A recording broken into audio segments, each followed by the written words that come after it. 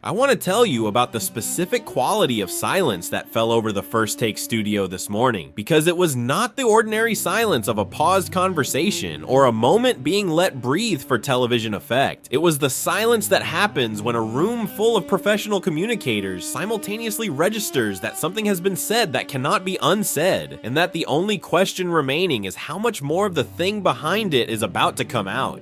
It lasted perhaps 2 seconds. It felt like considerably longer, and it was broken by Molly Karam asking, in the most precise and focused version of her moderator's voice, a single 4-word question that contained more journalistic intent than most full paragraphs of sports media commentary. She said, "Wait, what are you hearing?" And Louis Riddick, who had the expression of a man watching a slow-motion replay of a mistake he was still in the process of making, took a breath and tried to find the exit. He was not going to find the exit, not with Stephen A. Smith and Shannon Sharpe sitting at that desk. Hey, what's up everyone? Real quick before we get into everything, that like button is literally what determines if this reaches hundreds or thousands of fans. Takes 1 second, but makes a huge impact on the channel's growth. Just smash that like button right now. It's the easiest thing you can do, but honestly, the biggest way to support this content. Every single like pushes this further, so hit it now. Let me take you back to the beginning of the segment so you understand how we arrived at that silence, because the journey matters as much as the destination, and the setup is essential to appreciating the full weight of what happened.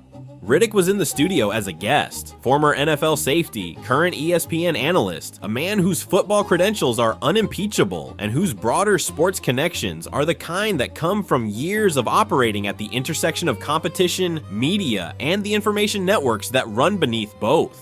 He had been brought on to discuss offseason priorities across the league, NBA included, because that kind of broad analytical conversation is exactly where Riddick operates most comfortably. The segment had been moving through Western Conference teams and their needs, and then it shifted to the East, and Molly had steered the conversation toward the New York Knicks, which is where the segment had been headed all along, even if nobody in the room was saying so explicitly. Stephen A.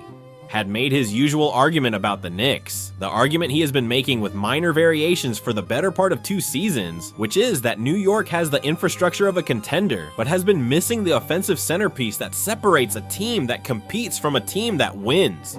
He talked about Jalen Brunson's excellence, and about the supporting cast, and about what the Knicks needed to add at the wing to become a genuine championship threat rather than a playoff round threat.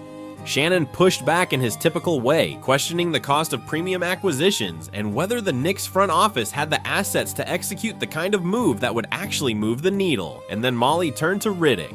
She said, "Lewis, where do you see the Knicks' biggest need this offseason? And do you think Leon Rose has the ability to address it?" And Riddick said, "The scoring need is real, and it's been real. But look," and he paused in the way that people pause before they say something they've been holding. "Honestly, from what I'm hearing, the Knicks are already working on that." He said it the way you say something when you're speaking freely, when you're not in performance mode, when you're just answering a question the way you would answer it in a room with people you trust. He said, "They're already working on that with Michael Porter Jr." And then the silence. The beautiful, television-defining, professionally disastrous silence. Molly said it immediately.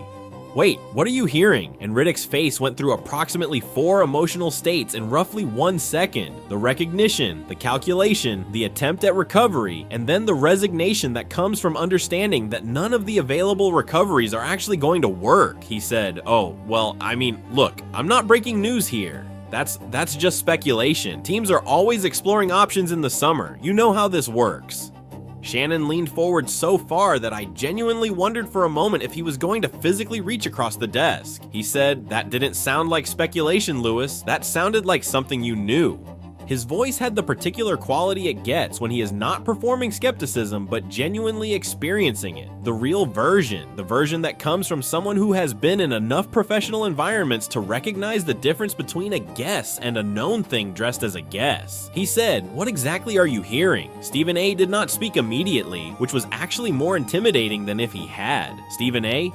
let the pressure of Shannon's question and the weight of Molly's follow-up and the silence of the studio do the work for approximately 3 seconds. And then he said, quietly and precisely, "Louis, you said they're already working on it. With Michael Porter Jr., that's a very specific thing to say about a very specific player." What does already working on it mean? Riddick looked at the camera with the expression of a man who has just remembered that he is on a program that airs to millions of people and has been doing so for the last hour without his brain's professional filter operating at full capacity. He laughed the specific laugh that people laugh when they are trapped in a comfortable situation and are trying to use the laugh to signal that the trap is not actually a trap and everything is fine. It did not work. He said, "Look, I've had conversations with people who are plugged into this situation. What I can tell you, and I want to be careful here, is that there's genuine mutual interest. The Knicks have made MPJ a priority and Brooklyn knows it. That's real. How far it goes from there, I genuinely don't know, but the foundation of something is there." Stephen A., who had been waiting for exactly this level of specificity, immediately said, "So this is not speculation. This is confirmed mutual interest." Riddick said, "I'm not confirming anything on air." Stephen A. said, "You just did," and the studio erupted. Now let me take everything that Louis Riddick said, the intentional parts and the unintentional parts, the careful language and the unguarded language, and build the full basketball picture, because there is a complete and serious case here for why this acquisition makes more sense for the New York Knicks than almost any other move they could make this offseason. Start with the offensive problem that Stephen A. had been describing before Riddick's slip redirected the entire segment. The Knicks have Jalen Brunson. This is not a small thing to say. Brunson is one of the 5 best point guards in the National Basketball Association and has been performing at that level consistently for 3 seasons in the highest pressure basketball market in the world. His ability to manufacture offense, to draw fouls at an impossible rate, to make correct decisions at full speed, these are elite skills that create a foundation most franchises would do anything to have. But here is the thing about elite point guard play that sometimes gets lost in the celebration of the individual talent. A point guard's impact is partially a function of what he has to work with. Brunson is exceptional at creating advantages. The question for New York has always been, who is on the other end of those advantages, and are they elite enough to maximize them? Michael Porter Jr. is the answer to that question in a way that almost no other available player is. His three-point shooting is elite. He has posted percentages in the high 30s and above on high volume, which means he is not just a spot-up shooter who hits open looks, but a player who can hit difficult threes in contested situations when the defense has adjusted and the easy shots have been closed off. His size, 6'10" at the wing position, means he creates matchup problems that most perimeter scorers simply do not create. When Brunson drives and collapses the defense and kicks to MPJ at the wing, the defensive recovery required to contest that 3 is different from what it takes to contest a normal wing's 3. MPJ's height and release point mean that even well-executed closeouts are insufficient. He shoots over them. This is a specific technical offensive advantage that the Knicks currently do not have, and that would transform the geometry of their half-court attack. The spacing dimension extends beyond MPJ's individual shooting. When you have a 6'10" wing who shoots 40% from 3 on high volume, the entire defensive structure of opposing teams has to adjust. The center who was sagging in the paint to help on Brunson drives now has to respect the corner or wing 3 that MPJ represents.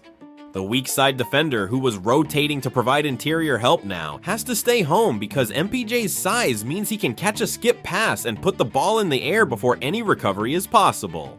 The floor opens, not metaphorically but literally, in the specific sense that defenders who were in help positions are now in home positions, which means the interior is more available, which means Brunson's drive and kick game gets dramatically more efficient, which means Karl Anthony Towns catches the ball with more space to operate, which means the entire offensive system becomes harder to defend. One player, one acquisition. The ripple effects go to every other player on the roster. Riddick said mutual interest, and the Knicks have made MPJ a priority. The priority framing tells you something important about Leon Rose's read of his team's current situation. Rose is a methodical executive, not impulsive, not reactive, not the kind of front office decision maker who chases names because they are exciting rather than because they address specific functional needs. When a front office operator of Rose's profile identifies a specific player as a priority, it means they have done the homework. They have watched the film, they have run the lineup combinations, they have looked at the defensive matchups and the offensive fit and the contract implications and concluded that this specific player, more than any other available option, is the piece that closes the gap between where the Knicks are and where they need to be.